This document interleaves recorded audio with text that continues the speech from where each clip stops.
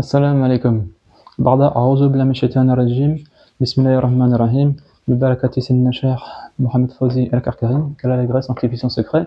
Dans cette vidéo, on va parler de hadiths qui sont très connus et qui dirigent la vie de beaucoup de musulmans, dont nous-mêmes. Donc, il y a plusieurs versions de ce hadith. Il y a la version qui est connue de tout le monde, je crois, du moins de la majorité des musulmans. C'est le hadith qui dit, c'est quand le messager d'Allah, salam, il dit aux gens, je laissais parmi vous ce que, si vous vous attachez, vous ne vous égarerez pas. Le livre d'Allah et ma sunna. Donc la sunna du messager d'Allah. Donc ce hadith, il est faible. Astaghfirullah. Un hadith, une parole du prophète sallallahu alayhi wa sallam, elle ne peut pas être faible, c'est la chaîne de transmission qui est faible. C'est-à-dire que dans les personnes qui ont transmis une parole du message d'Allah, il y a quelqu'un qui n'est pas fiable à 100%. Et donc c'est pour ça que ce hadith, il n'est pas faux, il n'est pas inventé, parce que la personne n'avait pas de mauvaises intentions, c'est juste une faiblesse de la part de la personne. Voilà. Et donc ce hadith, il est faible. Pour les gens pour les experts de ce domaine, c'est-à-dire pour les gens qui ont la science du hadith. Et le hadith qui est authentique, c'est celui-ci. C'est aux gens, je laisse parmi vous ce que si vous vous attachez, vous ne vous égarerez pas. C'est le livre d'Allah et l'élite des gens de ma maison. Donc, Itra al-Bayti. Et ce hadith est authentique. Il est authentifié par Cheikh Albani. Et il est même plus authentique que d'autres parce qu'il a plusieurs transmissions qui sont absolument fiables. Et une des choses que j'avais appris concernant les hadiths, c'est que quand on a une réflexion sur quelque chose, quand on cherche une information dans les hadiths pour notre religion, et là en l'occurrence c'est quand même important puisque ça concerne le fait de ne pas s'égarer. Et donc quand on a le choix entre plusieurs hadiths, on prend pas celui qui nous plaît le plus, on prend celui qui est le plus authentique, celui sur lequel on peut avoir la certitude.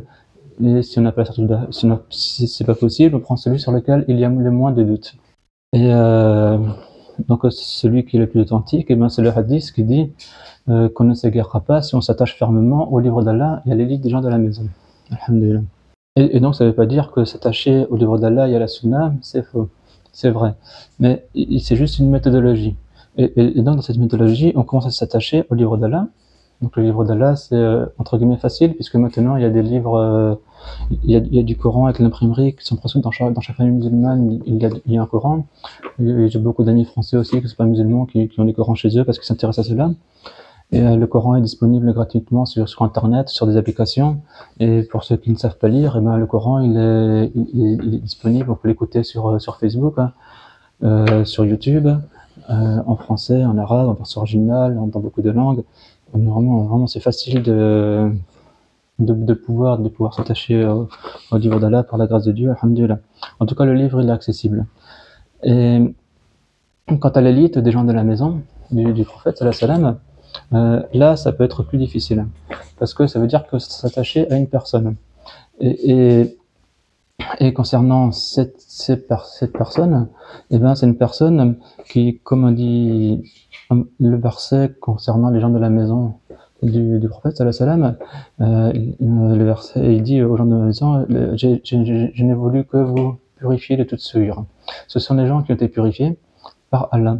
Et donc, trouver ces personnes-là, c'est une grâce, et c'est par la compagnie de ces personnes-là qu'on va apprendre la sunna du messager d'Allah sallallahu alayhi wa sallam.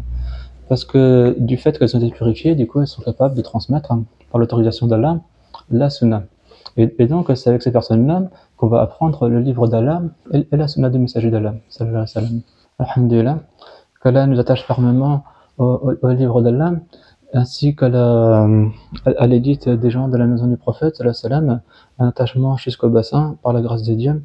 Allahumma salli ala sayyidina Muhammad wa ala ali sayyidina Muhammad kama sallaita ala sayyidina Ibrahim wa ala ali sayyidina Ibrahim wa barik ala sayyidina Muhammad wa ala ali sayyidina Muhammad kama barakta ala sayyidina Ibrahim wa ala ali sayyidina Ibrahim fil alamin innaka Hamidul Majid. Subhana rabbika rabbil izzati amma yasifun والسلام على المرسلين والحمد لله رب العالمين.